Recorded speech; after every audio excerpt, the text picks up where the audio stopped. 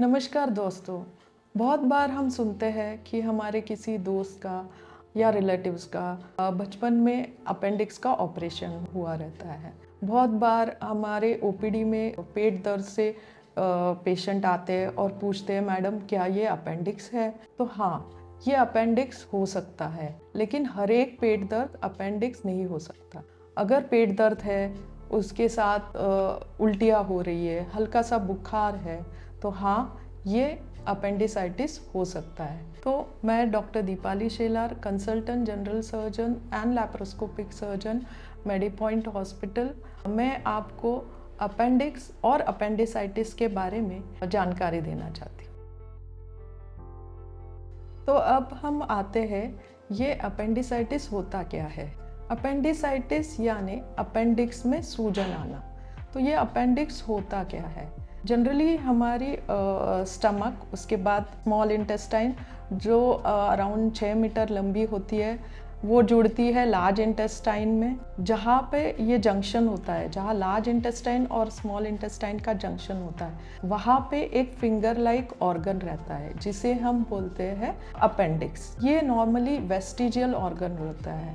Vestigial यानी इसका body में वैसे तो कुछ फंक्शन नहीं होता है, लेकिन अगर इसमें मल जम जाता है, मल जम जाना यानी फिकोलित जम जाना, फिकोलित होना, फिकोलित होने के बाद इसमें बैक्टीरियल इन्फेक्शन हो जाता है और फिर अपेंडिसाइटिस सेट इन हो जाता है। जिन लोगों को कॉन्स्टिपेशन की तकलीफ़ रहती है, जिनमें ठीक से पेट साफ नहीं होता है, जिनमें इनडाइजेशन होता है, जिनकी ब्लड बॉवल हैबिट्स डिस्टर्ब रहती है, ऐसे लोगों में अपेंडिसाइटिस होने की संभावना बढ़ जाती है।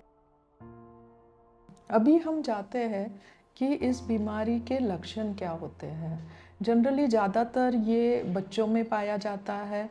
ऐसे लोगों में पाया जाता है जिनमें हजमे की तकलीफ़ हो, यानी इनडाइजेशन हो, जिनमें क्रॉनिक कॉन्स्टिपेशन हो, जिनमें पेट ठीक से साफ नहीं होता। ऐसे स्थिति में अपेंडिक्स एक ब्लाइंड एंड है। इसमें ये मल जम जाता है जिसे हम फिकोलित बोलते हैं। जब ये मल जम जाता है, इसमें बैक्टीरियल इन्फेक्शन हो जाता है और फिर अपेंडिसाइटिस यानी अपेंडिक्स में सूजन आ जाती है। तो अपेंडिक्स में पहले तो नाभि की तरफ दर्द होता है, फिर ये दर्द धीरे धीरे दाहिनी तरफ निचले हिस्से में चला जाता है। जब दर्द ज़्यादा उठता है तो कभी कभी इसके साथ उल्टी हो सकती है या हल्का सा बुखार आ जाता है और ये दर्द रुकता नहीं है। ये सिम्टम्स कभी कभी हमें जब पथरी होती है राइट साइड में तभी भी पाए जाते हैं। तो अल्ट्रासोनोग्राफी से हम डिफ्रेंशिएट कर सकते हैं कि ये स्टोन का पेन है या अपेंडिसाइटिस का पेन है।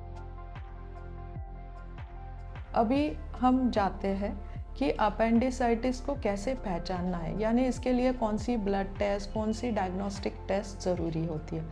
तो फॉरमोस्ट इज़ अल्ट्रासोनोग्राफी, यानी अपनी पेट की सोनोग्राफी।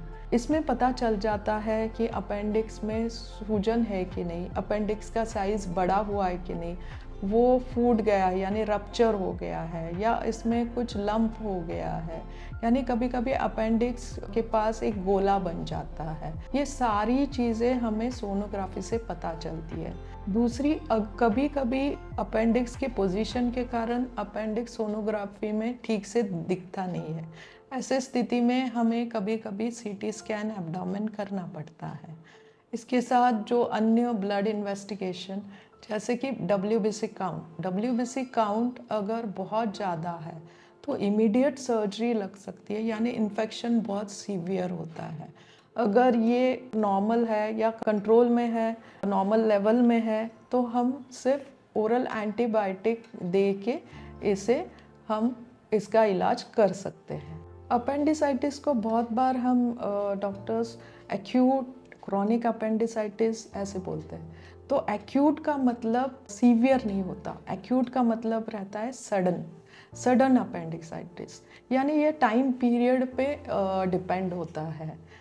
जैसे एक्यूट अपेंडिसाइटिस अगर इन्फेक्शन कहीं फैला नहीं हुआ, दर्द उठा, इन्फेक्शन लोकलाइज्ड है, और कहीं आजू बाजू फैला नहीं हुआ, और जो ओरल एंटीबायोटिक से ट्रीट होता है उसे हम माइल्ड अपेंडिसाइटिस बोलते हैं, और वो एक्यूट होता है। इसमें कभी कभी ऑपरेशन की ज़रूरत नहीं पड़ती, लेकिन हाँ, अगर ये दर्द दोबारा हो रहा है, यानी अगर ये साल में 2-3 बार हो रहा है, तो इसको हम क्रोनिक अपेंडिसाइटिस बोलते हैं। ऐसी कंडीशन में हमें अपेंडिसेक्टोमी सर्जरी करनी पड़ती है।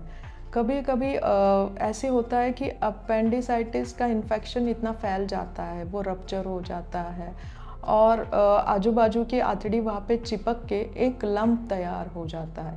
ऐसे स्थिति में अगर हम सर्जरी करेंगे तो इसमें आजू बाजू के ऑर्गन को डैमेज होने की संभावना होती है। तो ऐसे स्थिति में हम कुछ वीक रुक के, जिसे हम इंटरवल अपेंडिसेक्टोमी बोलते हैं, कि 6 हफ्ते एंटीबायोटिक्स दे के वो लंप पिघलने का हम इंतज़ार करते हैं, और उसके बाद हम सर्जरी करते हैं।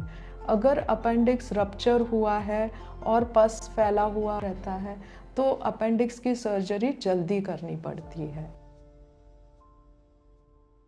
तो अब हम आगे जाएंगे कि इसके ट्रीटमेंट ऑप्शन यानी सर्जिकल ऑप्शन क्या क्या है। तो पहले तो नॉर्मल ओपन अपेंडिसेक्टोमी, दूसरा लैप्रोस्कोपिक अपेंडिसेक्टोमी। बहुत बार पेशेंट रिपोर्ट लेके आते हैं कि मैडम ये अपेंडिसाइटिस है, हमें सर्जरी करनी ही पड़ेगी क्या? तो हाँ, ये सर्जरी करनी ही पड़ती है, क्योंकि एक बार अगर अपेंडिसाइटिस सेट इन हुआ और समझो ओरल एंटीबायोटिक दे के अभी के लिए दर्द कम हुआ, तो ये बार बार अटैक आ जाता है, जिसे मैंने बोला था क्रोनिक अपेंडिसाइटिस बोलते हैं, और ये कभी ना कभी हमें निकालना पड़ता ही है। अभी इसके 2 ट्रीटमेंट ऑप्शन है, एक तो ओपन सर्जरी एंड दूसरा है लैप्रोस्कोपिक अपेंडिसेक्टोमी। दोनों सर्जरी में स्टे 5 डेज़ का रहता है। ये सिंपल 1 आवर की सर्जरी रहती है, अंडर स्पाइनल एनेस्थीसिया होती है। With laparoscopy surgery the time period is decrease, the pain is less, और ब्लीडिंग वगैरह कम होता है, और रिकवरी जल्दी हो जाती है। तो हाँ, अगर आपको पेट दर्द हो रहा है जो राइट साइड में है, उसके साथ उल्टी या बुखार है, तो इमीडिएटली आप नज़दीक के डॉक्टर के पास जाइए, सोनोग्राफी कीजिए, क्योंकि अपेंडिक्स के लिए सर्जरी न करना, ये इसमें कोई समझदारी नहीं है। तो अगर आपका अपेंडिक्स इन्फेक्टेड है या अपेंडिसाइटिस सेट इन है, तो surgery is the last option. तो अगर आपको कुछ डाउट है, अगर आपको कुछ तकलीफ़ है, या आपको इस वीडियो के बाद कुछ क्वेरी है, तो आप कमेंट बॉक्स में लिख दीजिए, मैं आपकी क्वेरी आंसर करने की कोशिश करूँगी। अगर आपको ये वीडियो पसंद आया है तो आप लाइक और सब्सक्राइब कर दीजिए। Thank you.